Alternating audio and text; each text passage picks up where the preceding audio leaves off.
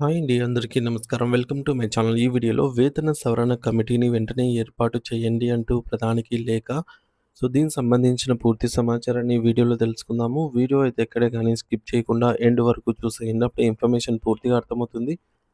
అలాగే వీడియో చూస్తున్న ప్రతి ఒక్కరూ లైక్ చేయండి ఫ్రెండ్స్. ఈ వీడియోని తోటి ఉద్యోగ, పెన్షన్ మిత్రులతో అయితే షేర్ చేయండి. కొత్తగా మన ఛానల్‌ని చూస్తున్న వారు ఇంకా ఎవరైనా సబ్స్క్రైబ్ చేసుకోకపోతే వెంటనే మన ఛానల్‌ని సబ్స్క్రైబ్ చేసుకోండి. సబ్స్క్రైబ్ చేసుకోవడం వల్ల నేను చేసే ప్రతి ఒక్క వీడియో మీ వరకు రీచ్ అవుతుంది. ఇక ఆలస్యం చేయకుండా వివరాల్లోకైతే వెళ్ళిపోదాము. ఫ్రెండ్స్, ఇక విషయానికొచ్చినట్లయితే భారతదేశ ఆర్థిక వ్యవస్థలో కీలక పాత్ర పోషిస్తున్నటువంటి ప్రభుత్వ రంగ సంస్థల ఉద్యోగుల వేతన సవరణకు సంబంధించి ఒక ముఖ్యమైన పరిణామం చోటు చేసుకుంది. 2026 జూలై 8వ తేదీన బీడీపీఏ అసోసియేషన్ జనరల్ సెక్రటరీ గారు గౌరవనీయులైనటువంటి భారత ప్రధానమంత్రి నరేంద్ర మోదీ గారిని ఒక సుదీర్ఘ మరియు విజ్ఞాపనతో కూడినటువంటి లేఖనైతే రాశారు. ఈ లేఖ యొక్క ప్రధాన ఉద్దేశ్యం ఏమిటంటే, ప్రభుత్వ రంగ సంస్థల కోసం వెంటనే 4వ వేతన సవరణ కమిటీని, ఫోర్త్ పే రివిజన్ కమిషన్‌ను ఏర్పాటు చేయాలని కోరటం అన్నమాట.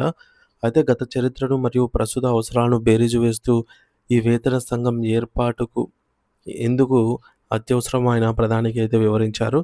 అయితే గతంలో కేంద్ర ప్రభుత్వం అనుసరించిన విధానాలను పరిశీలిస్తే ప్రభుత్వ రంగ సంస్థల కోసం పీఆర్సీలను ఎప్పుడూ కూడా గడువు తేదీ కంటే ముందుగానే ఏర్పాటు చేయడం ఒక ఆనవాయితీగా అయితే వస్తుంది.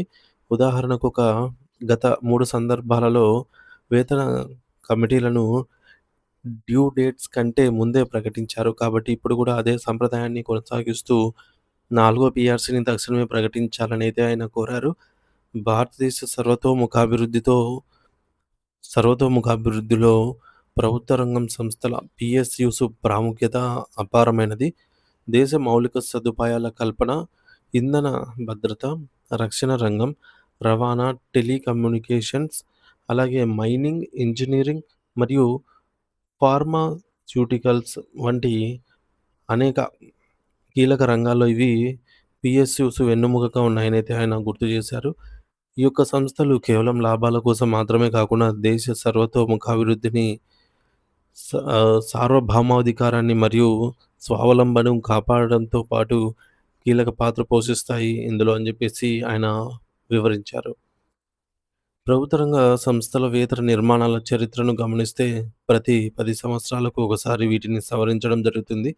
1997లో మొదటిది, 2007లో రెండవది, 2017లో మూడవది, అలాగే ఇప్పుడు 2027లో నాలుగవ వేతన సవరణ అమల్లోకి రావాల్సి ఉంది. కేంద్ర ప్రభుత్వ ఉద్యోగుల కోసం ఏర్పాటు చేసే వేతన సంఘాల పీఆర్సీ కాలక్రమాన్ని కూడా ఆయన ఈ లేఖలో ఉదాహరించారు. ఇక ఆరో వేతన సంఘం గురించి చెబుతూ 2013 సెప్టెంబర్ 25న కేంద్ర కేబినెట్ దీనిపైన ఒక నిర్ణయం తీసుకోగా, 2014 ఫిబ్రవరి 28న కమిటీ అనేది ఏర్పాటైందని, ఆ తర్వాత 2015 నవంబర్ 19న తన నివేదికను సమర్పించింది అని చెప్పేసి వివరించారనమాట. అలాగే ప్రస్తుతం 8వ వేతన సంఘం 2025 జనవరి 31 నాటికి ఏర్పాటైందని, సో వివిధ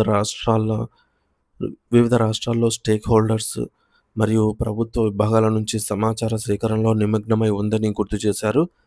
ఇప్పటికే కేంద్ర ప్రభుత్వ ఉద్యోగుల కోసం 8వ వేతన సంఘం కసరత్తులు మొదలుపెట్టినప్పుడు ప్రభుత్వ రంగం సంస్థల ఎగ్జిక్యూటివ్స్ కోసం 4వ పీఆర్సీని ఎందుకు ఆలస్యం చేయాలని అయితే ఆయన ప్రశ్నించారు. ఇక ముఖ్యంగా 3వ పీఆర్సీ అనుభవాన్ని, ఎక్స్‌పీరియన్స్‌ను గమనిస్తే అది 2017 జనవరి 1 నుంచి అమల్లోకి రావాల్సి ఉండగా, ప్రభుత్వం దాన్ని 2016 జూన్ 9వ తేదీన, అంటే దాదాపు 4 నెలల ముందే ఏర్పాటు చేసింది. ఆ కమిటీ కేవలం 8 నెలల స్వల్ప కాలంలోనే, అంటే 2017 ఫిబ్రవరి 28న తన పూర్తి నివేదికను సమర్పించింది. పీఆర్సీని ముందుగా ఏర్పాటు చేయడం వల్ల కలిగే ప్రధాన లాభాలేంటంటే, స్టేక్ హోల్డర్స్‌తో చర్చలు జరపడానికి, వేతన నిర్మాణంపై లోతైన అధ్యయనం చేయడానికి మరియు సర్వీస్ కండిషన్స్, అలవెన్స్‌లు వంటి సంక్లిష్టమైన అంశాలను పరిశీలించడానికి తగిన సమయం దొరుకుతుంది.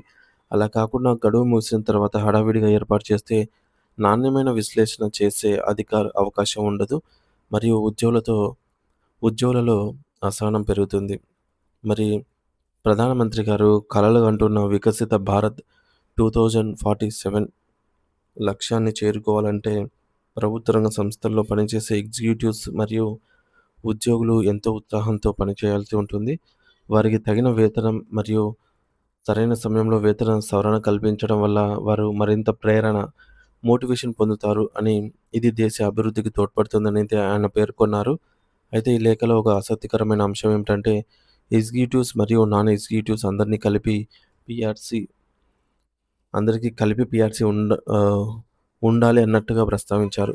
కానీ వాస్తవానికి ప్రభుత్వ రంగ సంస్థలలో పీఆర్‌సీ అనేది కేవలం ఎగ్జిక్యూటివ్‌ల వేతనాల మరియు అలవెన్స్‌ల కోసం మాత్రమే సిఫార్సు చేసింది. నాన్ ఎగ్జిక్యూటివ్స్ కోసం వేతన చర్చలు యాజమాన్యాలకు మరియు గుర్తింపు పొందిన సంస్థలకు, యూనియన్స్‌కి మధ్య జరుగుతాయి. ఇక్కడ ఒక నిబంధన ఏమిటంటే, నాన్ ఎగ్జిక్యూటివ్స్ యొక్క గరిష్ట వేతన స్కేల్ ఎప్పుడు కూడా ఎగ్జిక్యూటివ్స్ కనీస వేతన స్కేల్‌ను మించకూడదు. ఇక గత 3 పీఆర్‌సీల పరిణామ క్రమాన్ని చూస్తే నిబంధనలు నానాటికి కఠినతరం అవుతూ వస్తున్నాయి. 1997లో మొదటి పీఆర్‌సీ సమయంలో కేవలం సంబంధిత మంత్రిత్వ శాఖ అనుమతి ఉంటే సరిపోయేది. కానీ 2007 తర్వాత లాభాలు ఉండటం తప్పనిసరి అనే నిబంధన వచ్చింది. అయితే లాభాలు లేని సంస్థలు కేంద్ర కేబినెట్ అనుమతి పొందాల్సి వచ్చేది. ఇక 2017 థర్డ్ పీఆర్‌సీ నాటికి ఇది మరింత కఠినమై వరుసగా 3 సంవత్సరాల పాటు లాభాలు ఉండాలని, వేతన సవరణ కోసం చేసే ఖర్చులు ఆ లాభంలో 20% మించకూడదని నిబంధనలు పెట్టారు. అయితే దీనివల్ల దేశంలోని 257 ప్రభుత్వ రంగ సంస్థలలో కేవలం 171 సంస్థలకు మాత్రమే వేతన సవరణ సాధ్యమైంది. అయితే మిగతా 70కి పైగా సంస్థలు నష్టాల్లోనే ఉన్నాయనే కారణంతో వేతన సవరణకు నోచుకోలేదు. కోల్ ఇండియా వంటి కొన్ని సంస్థలకు ప్రత్యేక అనుమతితో సవరణ జరిగినా, ఈ మేరకు స్టైల్ వంటి సంస్థల్లో కేవలం నాన్ ఎగ్జిక్యూటివ్స్ లకే ప్రయోజనం అనేది చేకూరింది. అయితే ఈ నేపథ్యంలో 4గో పీఆర్‌సీని త్వరగా ఏర్పాటు చేసి, ఇలాంటి కఠిన నిబంధనలను సడలించాలని చెప్పేసి మరియు ఉద్యోగులందరికీ న్యాయం చేయాలనే డిమాండ్‌లు ఇప్పుడు దేశవ్యాప్తంగా అయితే ఊపందుకున్నాయి. ఫ్రెండ్స్, ముఖ్యాంశాలు గమనించినట్లయితే సకాలంలో ఏర్పాటు 8వ కేంద్ర వేతన సంఘం ఇప్పటికే పనులు మొదలుపెట్టినందున ప్రభుత్వ రంగ సంస్థలు పీఎస్యూస్‌కు 4గో పీఆర్‌సీ తక్షణమే ఏర్పాటు చేయాలని చెప్పేసి కోరుతున్నాయి. ముందస్తు కసరత్తు గడువు కంటే ముందే కమిటీని వేస్తే అలవెన్స్‌లు మరియు సర్వీస్ నిబంధనలపై భాగస్వాములతో చర్చించడానికి తగినంత సమయం అనేది లభిస్తుంది.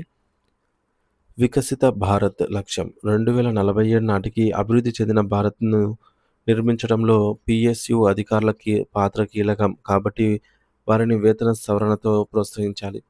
అఫోర్డబిలిటీ క్లాస్ గత పీఆర్‌సీలలో కఠినమైన లాభాల నిబంధనల వల్ల అనేక సంస్థల ఉద్యోగులు నష్టపోతూ ఉన్నారు. మరి దీనిని పునఃసమీక్షించాలి. వ్యూహాత్మక రంగాల ప్రాధాన్యత రక్షణ, ఇంధన మరియు టెలికాం వంటి వ్యూహాత్మక రంగాల్లో పనిచేసే పీఎస్యూలకు వేతన సవరణ విషయంలో ప్రత్యేక మినహాయింపులు అనేవి అవసరము. వేతన వ్యత్యాసాలు ఎగ్జిక్యూటివ్ మరియు నాన్ ఎగ్జిక్యూటివ్ వేతనాల మధ్య సమతుల్యతను కాపాడుతూనే అందరికీ న్యాయమైన వేతన సవరణ జరిగేలాగైతే చూడాలి.